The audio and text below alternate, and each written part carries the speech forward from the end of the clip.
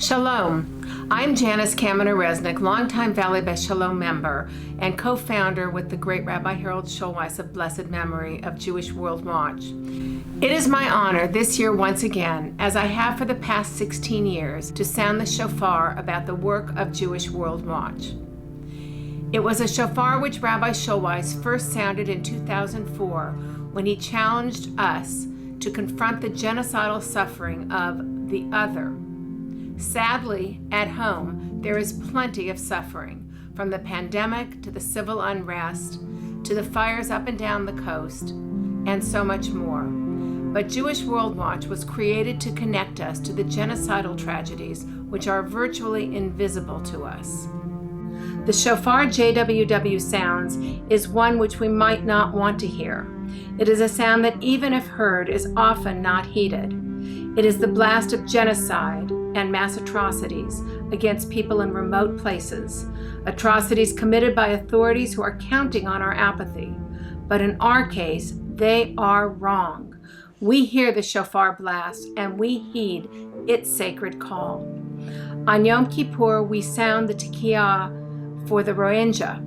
The Rohingya, because of their religion and ethnicity, have been pushed out of Myanmar and have fled to Bangladesh, where they are in squalid camps. Almost 1 million Rohingya, 600,000 of whom are children, thought they'd be safe as refugees.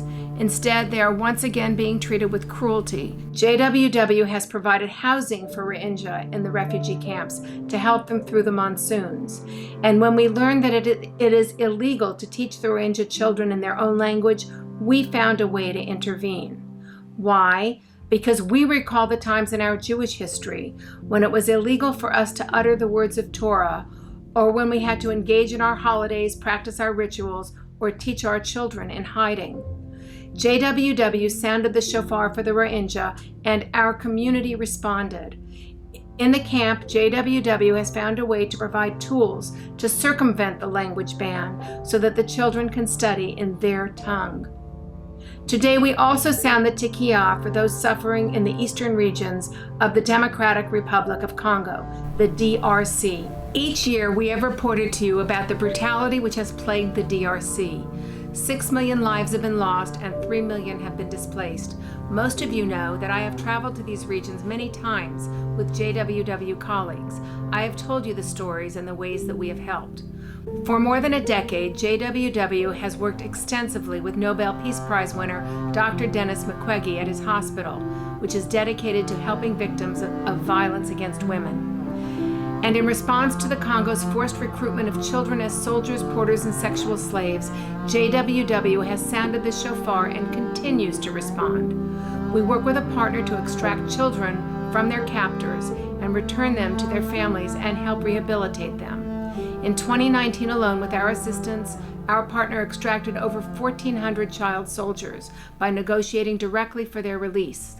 Over the last 10 years, we have helped to free thousands of child soldiers.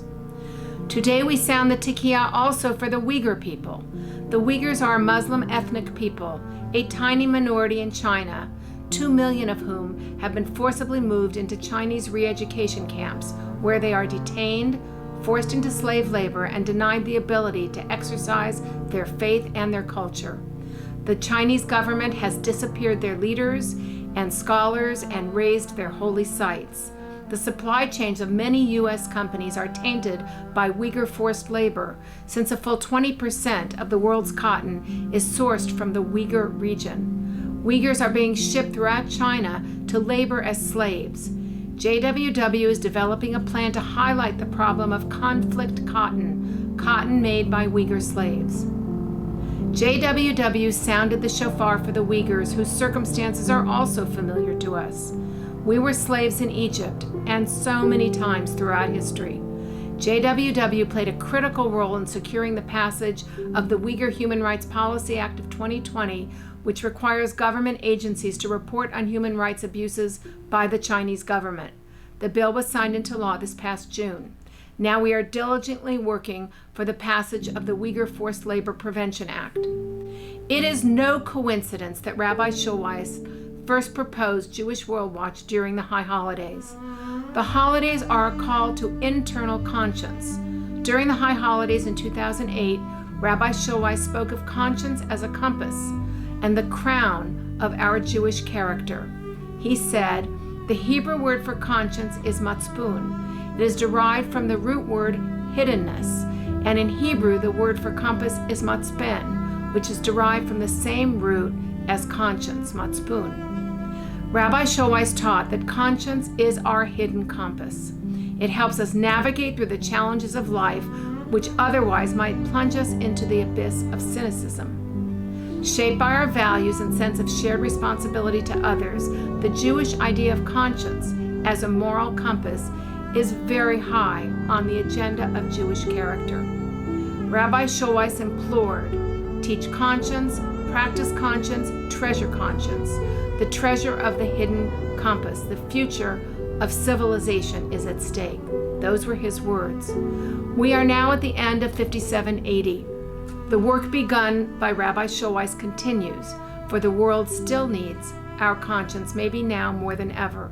As Rabbi Schulweis beseeched us when we started JWW, we hope that you will join us in practicing and treasuring matzpun. Let the final blasts of the shofar on this Yom Kippur reach your hidden compass, that place where you and we ache for the pain of the other. And we hope that you will then, with stirred conscience, join Jewish World Watch in our sacred work. May you and your family be sealed for a good year. Gmar Chatima Tova.